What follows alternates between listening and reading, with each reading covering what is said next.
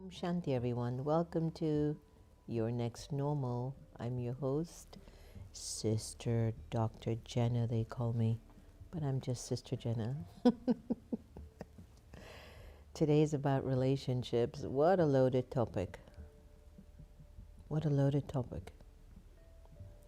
I was talking to Santosh today, and we were talking about, he was mentioning about the importance of love for the self and to be able to take care of the self. And I shared with him, and it might be my own personal experiences, sometimes I don't know how to take care of me. I don't know how to love myself. I've not remembered what real love is like. And in the teachings of Raja Yoga meditation, the first step in cultivating self-love is to practice soul consciousness. The first step, first stage. I mean, forget looking about self-love, forget looking for love from other people. Consider yourself a soul. Think about it for a little. Remind yourself who you are. The soul, the spirit within. What is that? The ego and the attachment, it needs something physical to hold on to find meaning. Very rare will my ego or attachment feel comfortable with just the light that I am. It's not used to it. It's not used to freedom. Ego and attachment is not used to freedom. It's not used to purity and love. It's used to clinging to something. Are you hearing me?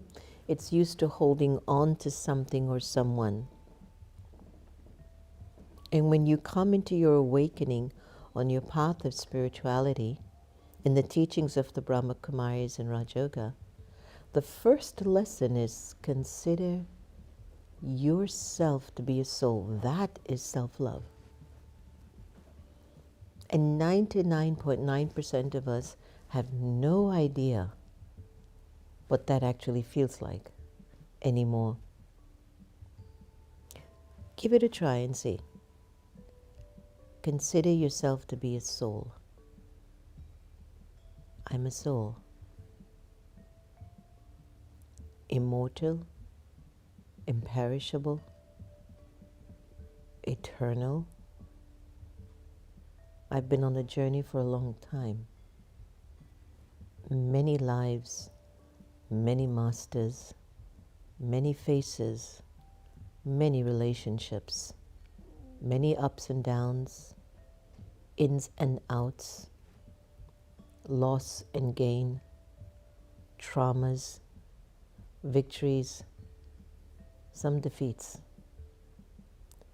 Consider yourself a soul. Pull yourself inwards. Move out of your current settings, name, gender, role, title, relationships, all of these things. Move away from that for a moment. Just take a break. What do you feel? What do you feel when you practice reminding yourself that you are a living soul? What do you feel? Immortal, eternal,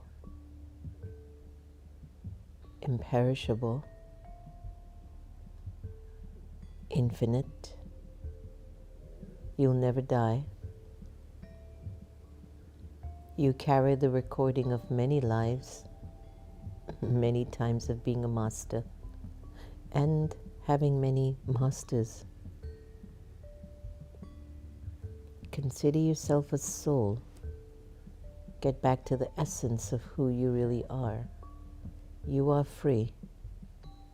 You are love. You are peace. You are power. Consider yourself a soul. That is self-love. That is gaining mastery over yourself. That's you. That's you, the soul aware of itself, that it's been on a journey. And it still holds on to traumatic experience, and it misses the experiences that were grand. I go to Hyderabad on many occasions, and the moment I come out to the airport, I get emotional. And I know it's a past birth experience. It's not current. So having knowledge about what I'm thinking and feeling when certain moments, events, or relationships come in front of me gives me a lot of sense of freedom, and it maintains or sustains the love that I'm acquiring. I hope you'll replay what I just said. The less disturbed you allow yourself to become, the more love can keep growing in you. Every time you get disturbed, your love reduces and attachment replaces it. A lot of people think attachment is love. It is not. Love is love, but attachment gets mixed into love, and love becomes complicated. That's what makes relationships a challenge. On one level, I love you to the moon. Then on another level, I can't stand a second more of you. The attachment just spoke, and the love just spoke all within 2 seconds. I love you to the moon, but sometimes you get on my last nerve.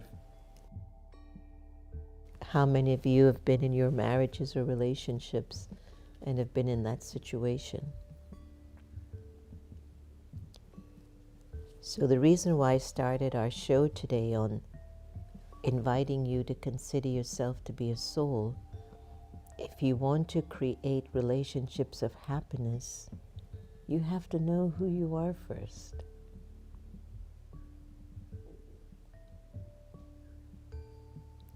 And by knowing who you are, subtly, as an inner conviction, what gets developed in you is acceptance of other people and sometimes compassion for them when they're not at their best.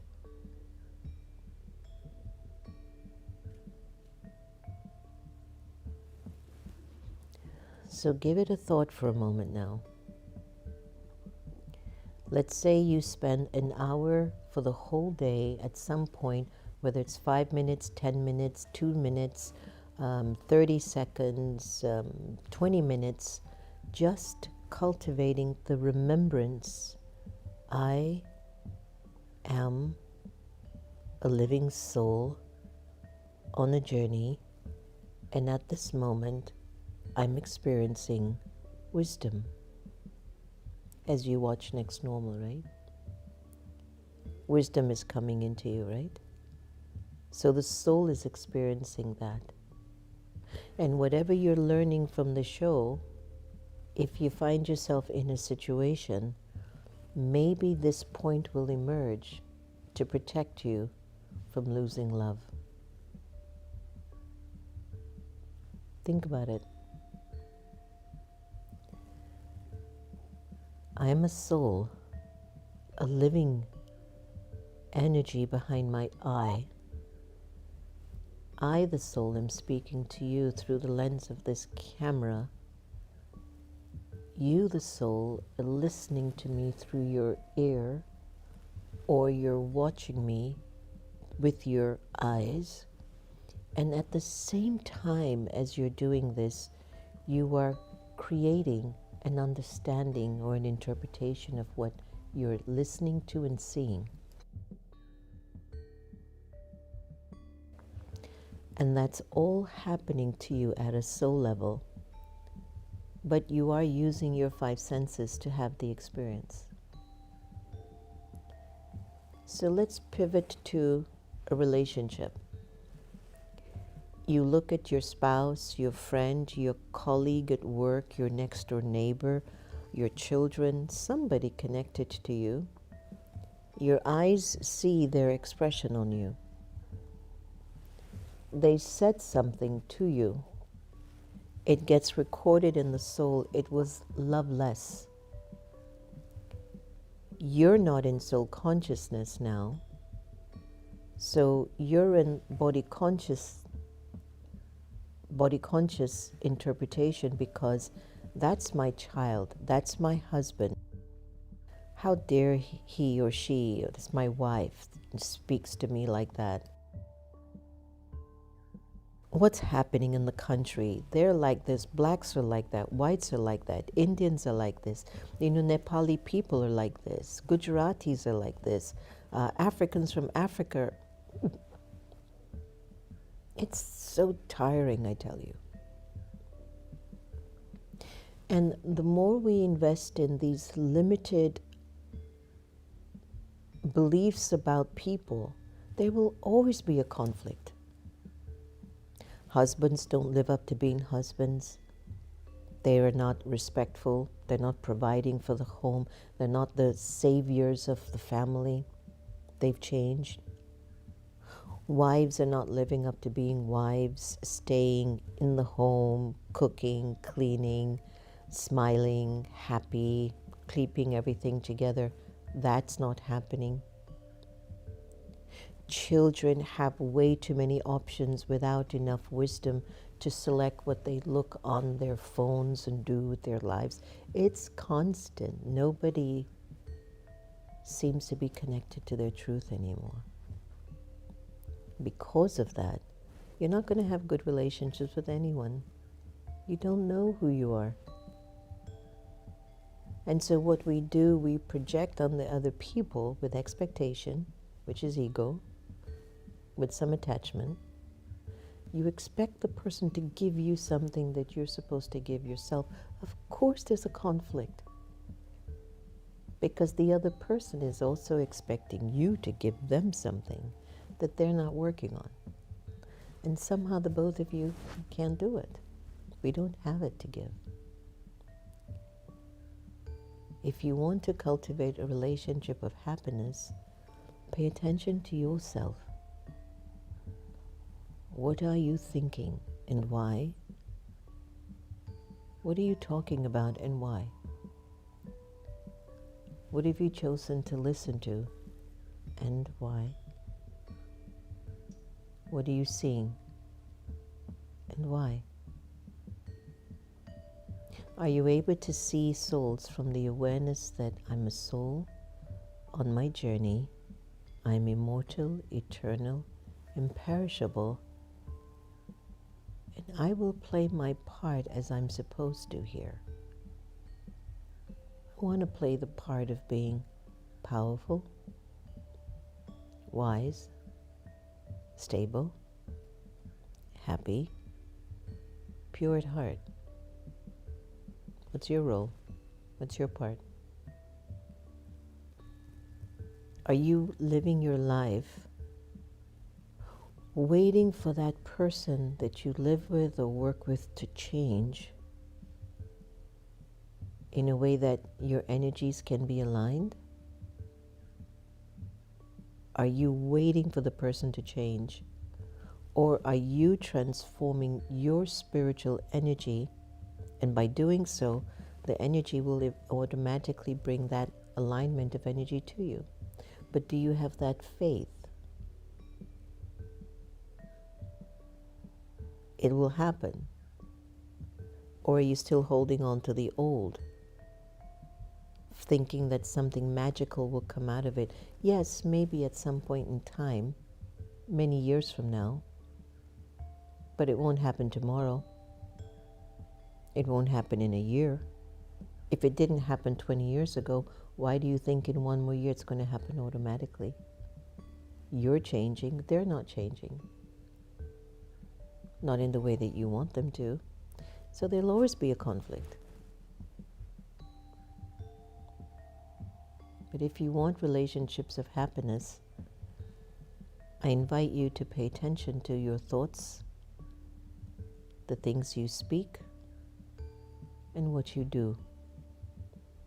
If it's connected to the experience that I, the soul, am immortal, eternal, imperishable, pure, loving and powerful and wise, then wherever I go, for me, relationships will be fine. Because I'm no longer expecting you to give me what I need to give myself. It's that attachment and ego that makes these relationships really difficult. Without attachment and ego, there will be no conflict in a relationship. Because of attachment and ego, there are conflicts in relationships. Transform ego with self-respect and wisdom and inner truth. Transform attachment and ask, what does love want me to do in this marriage? What does love want me to do in this workplace with this colleague? What does love want me to do in this country? What does love want me to do with these children of mine? You will get the accurate answer to support your soul conscious power. Guarantee it. And when you do, relationships will be fine. Whether they respect you or not, that's on them. But you know who you are. You're working with it every day. So let's take a moment of reflection on this topic here. Really think about it. We all wish to have beautiful relationships in our life. It's like heaven. When there is love and trust and generosity of spirit, cooperation of spirit, it's heaven. They become relationships of happiness. And that happiness sustains you, builds you, empowers you, grows you, makes you believe there really is a God. And life is heavenly. But you won't be able to get to that place until you've done some work on the self. Focus on your thoughts throughout the day. Focus on the words you choose to speak and why. Focus on not listening to gossip or waste. That isn't soul consciousness, that's body consciousness. Listen to what inspires you, what motivates you, what uplifts you, what grows you. Be addicted to that than to waste. Think about it. Do you want to be happy? And stop depending on people to change and give you what you want from them. Turn all of that energy that you have within you and focus it on remembering your innate, natural, inner identity. Imperishable, how does that feel? Immortal, how does it feel? Eternal, how does it feel? Powerful, pure, peaceful, loving, wise. It's you.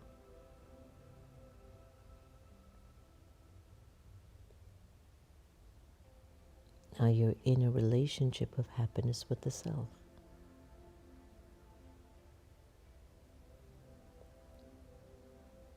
And if after this moment you bump into someone who's extremely unhappy,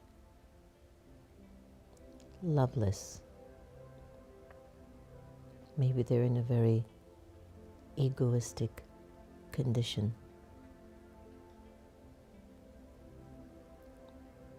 if you pull in their vibrations, you will forget who you are.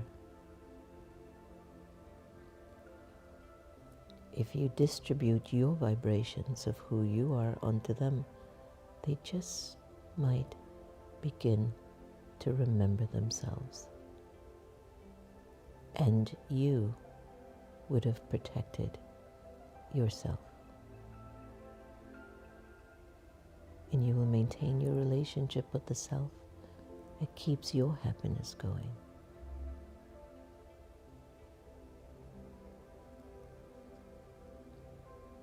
I invite you to sit with that stream of thought. Slow yourself down and think on these things.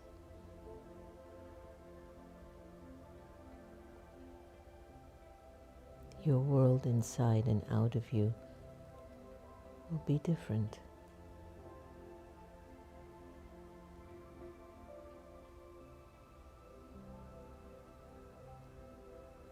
Take a deep breath in.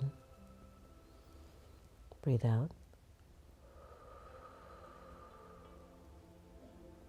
Breathe in again. Breathe out.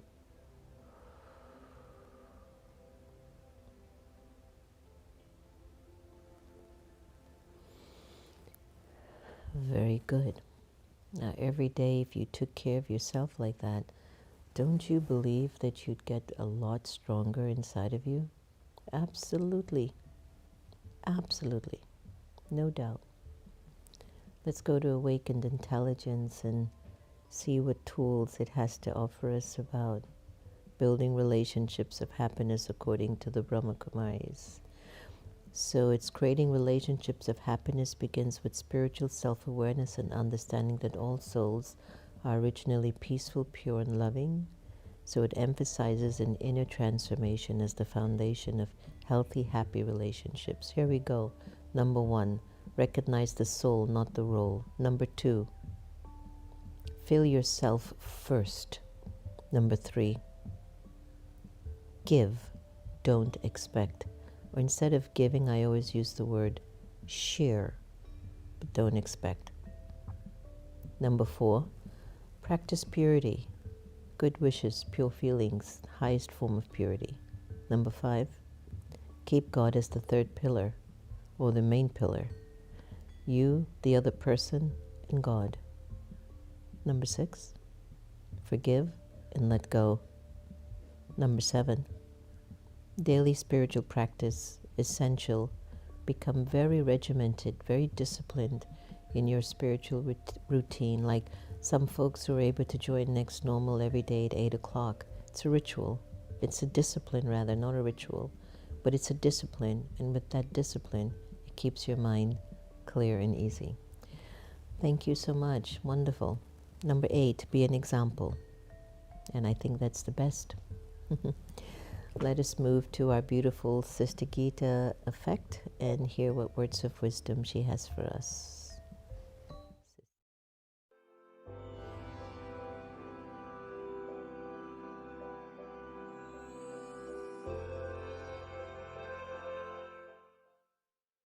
Caring for the self.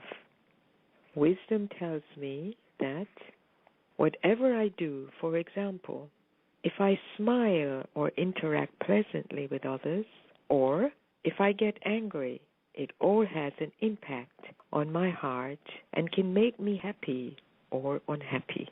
If I take time to realize what are the attitudes, thoughts, and behavior responsible for creating the sorrow inside of me, and then make the necessary changes, I am taking care to ensure my own happiness. Let me understand why I experience pain. Pain is experienced when I become peaceless. Inner blockages, which are created by the accumulation of problems, also cause me pain. I find that I cannot cry in front of anyone or speak to anyone, and then this leads to depression. The solution to removing such pain is to take time to experience inner peace. Remember, I am being of peace. Why do I experience sorrow? is experienced when I am deceived by someone or something. The sorrow of deception can cause illness in many. The solution to this is to cultivate the power of silence inside, to experience the power of peace, love, and truth.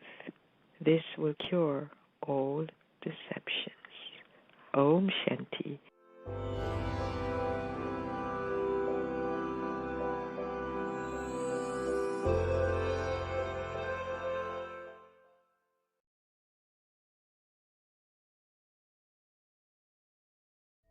It is true. Your inner peace, love, and power will cure all deceptions. Very true. I was on an interview with Kevin from the Meditation magazine, and he's been quite disturbed about what's going on in the world. And I kept sharing, we can't wait for leaders to change, but if all of us change, then leaders will behave, So anyway, let's see how that goes. Hi, Shanice. This is my first time seeing you on Shanice Renee. Om Shanti. Welcome to the next normal. Hi, Renuka. Nice to see you on. Angela. Om Shanti. Anita Dakal. Papu. Yadav. Manmohan. Suman Devi. Jokes Guru. Indu. Shobha. Love Sea Soul. Travaqua. Certified Lady. Lilawati. How's your husband? Many, many blessings to him. Hope he's doing well. Kailash Sakdev, Dinesh Bhai, ooh la la. Om Shanti, Sister Jenna, blessings upon blessings. It's received, Beverly. Nirmala, hi. And Annette. Annette, thank you so much for supporting us. Annette, I just want to give a shout out to you. I'm constantly thinking and taking care of us. Your donations keep us going. I want you to know that. May you attract multi-millions in so many lives.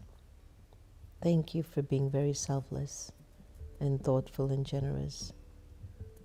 Really, really, we appreciate it. I've often thought that if 1,000 people donated just $10 a month, man, I would take over this area like you wouldn't believe. We would do so much service, it's not even funny. But for those who do support us, thank you. I really appreciate it. Keep ourselves as busy as we can. All right, so thanks to everyone for joining us today. Today we have a studio audience, which is really nice and lovely to be able to talk to some live people. And my pure wish, keep developing a relationship with your true self. Om Shanti. Take care.